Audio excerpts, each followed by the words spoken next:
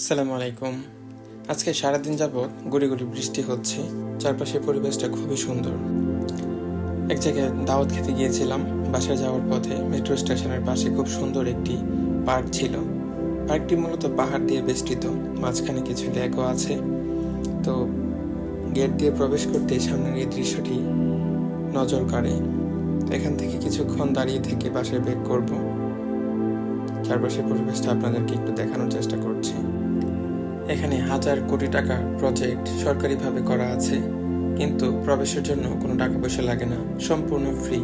তো এই দেশের মানুষ সরকারকে কেন ট্যাক্স দিবে না বলেন?